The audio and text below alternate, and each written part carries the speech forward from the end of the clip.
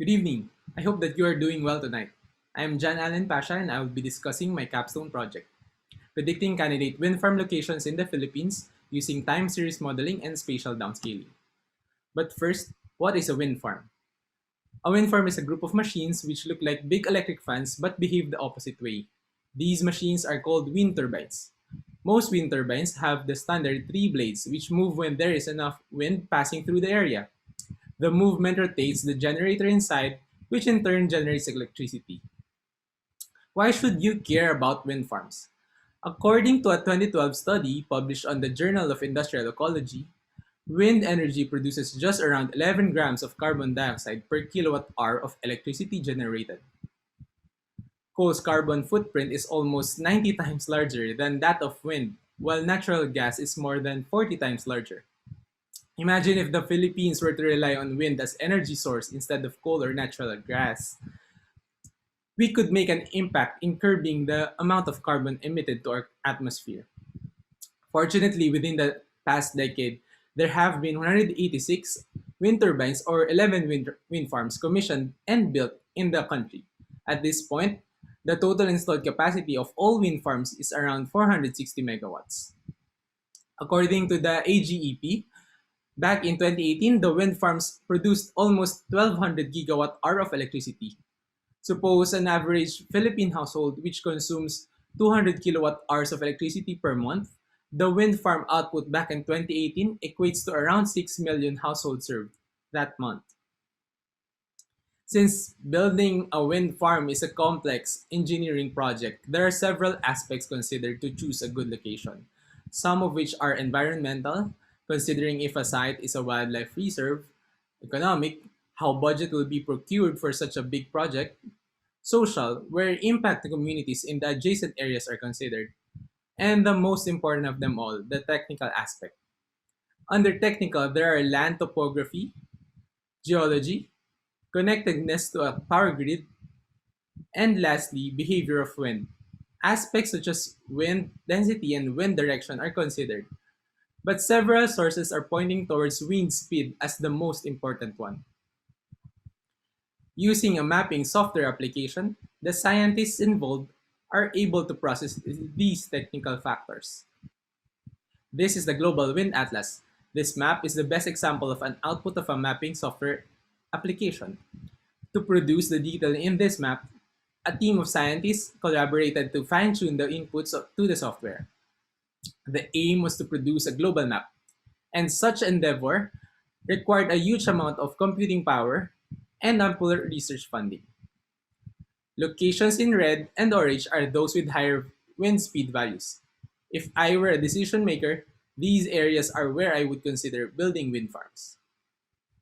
However, the wind data used here as input for the Philippine map were dated from 2008 to 2017.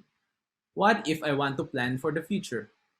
Wind, as we all know, is a varying presence in an area. These are the questions that I would like to answer in this project. Can we make an updated map of wind speed values for the next 1 to 3 years? Does mapping the predictions help pinpoint a good location for a wind turbine farm? Is there merit to using a data model pipeline as an alternative process without compromising the quality of the results? The first 2 weeks involved getting the data, exploring it, cleaning it, and trying out the different time series models. The last 2 weeks involved the heavy lifting, where the bulk of the results will be lifted. As I mentioned earlier, I used the Global Wind Atlas map of the Philippines. It is a static image with at least 40 million pixels. Each pixel corresponds to a grid of 280 meters by 280 meters. After selecting only pixels with non-null values, I am able to generate a data frame of 22.4 million rows. With the help of my mentor, JC Peralta, I was able to get the dataset which the Global Wind Atlas team used to produce their maps. This is the ERA 5 data provided by the Copernicus.eu website.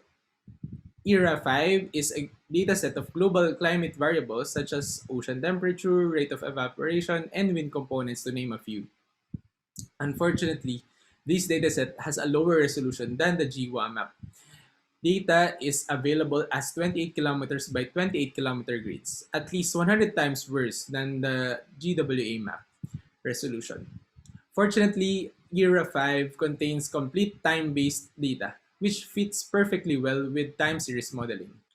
This is a plot of the wind speed values at two largely different grid sectors indicated by their center coordinates.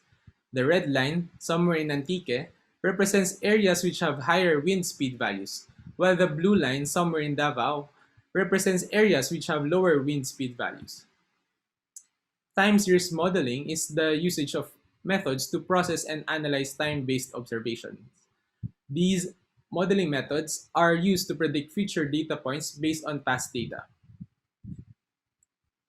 First, the ERA 5 data is split into two. The training data are monthly observations dated from January 2008 to December 2017.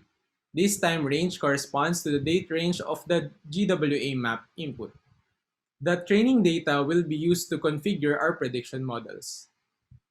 The test data are monthly observations dated from January 2018 to December 2020.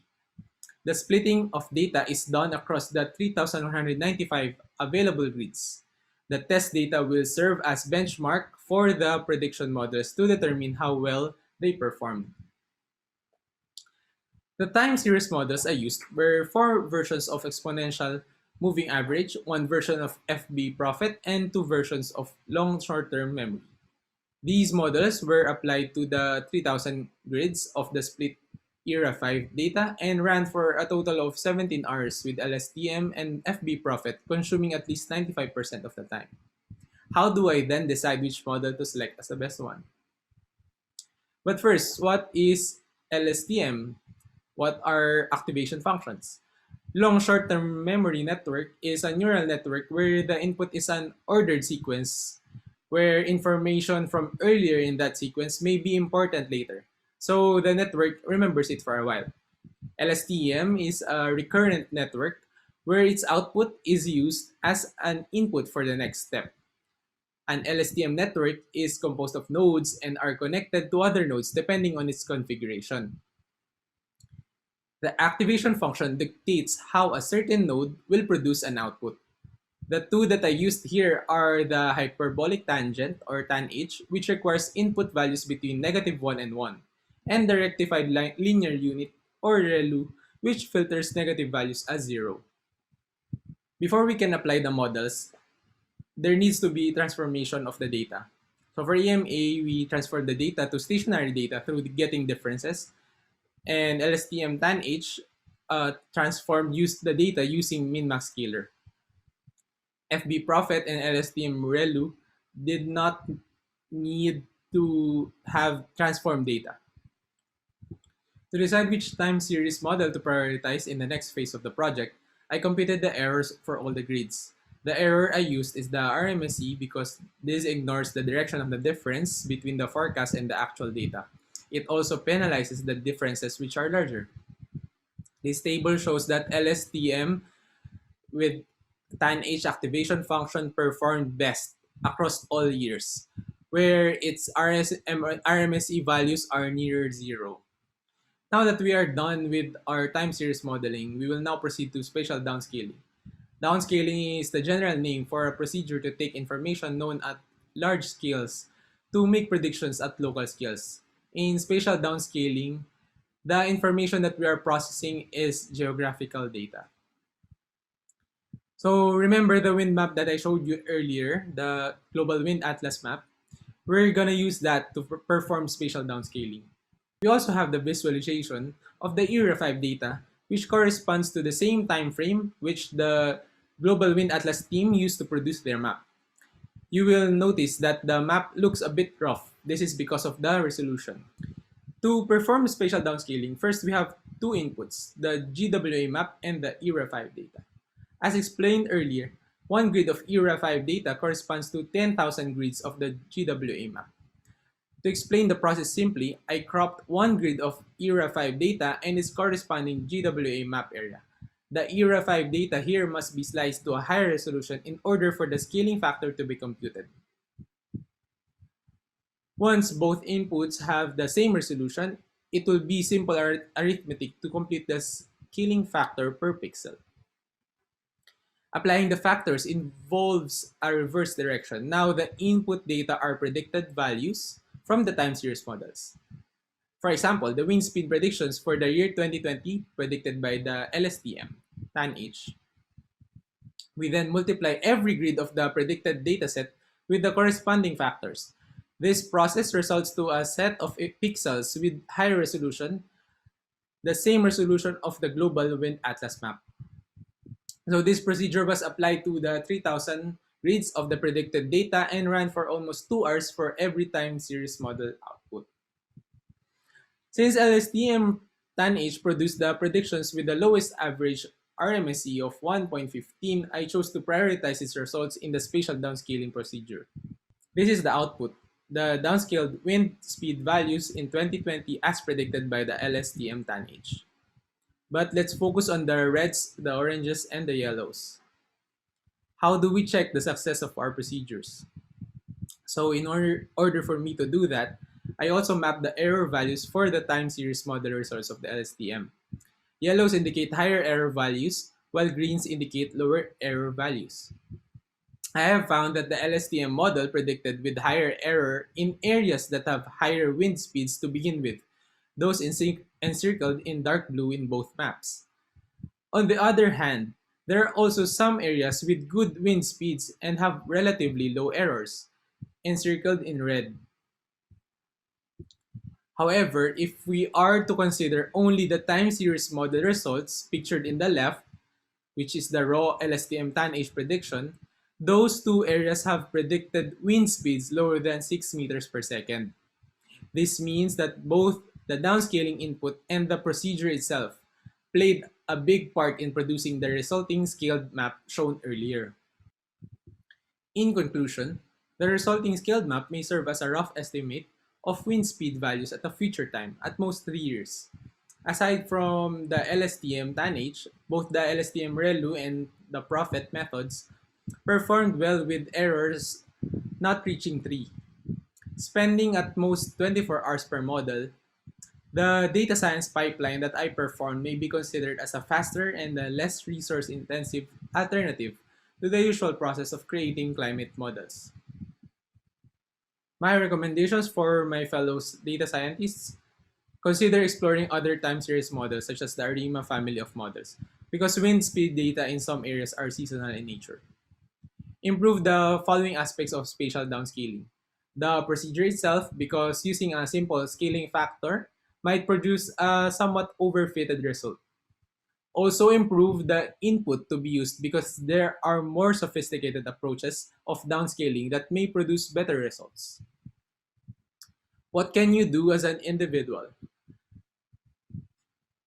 Keep yourself informed about your local area. Imagine if you were living in Ilocos Norte back when the wind farm was being planned. Would you have just accepted that a project this big is being implemented? How about in Visayas or in Mindanao? Wind energy is not the only renewable energy source suitable in the country. There are several others which deserve attention. If you're already in the industry, it is possible to apply these procedures with regards to these energy sources. And lastly, be an advocate for the earth. Push for policy changes by being an active part of the community, even in small ways. And that concludes my presentation. We're opening the floor for questions. Thank you.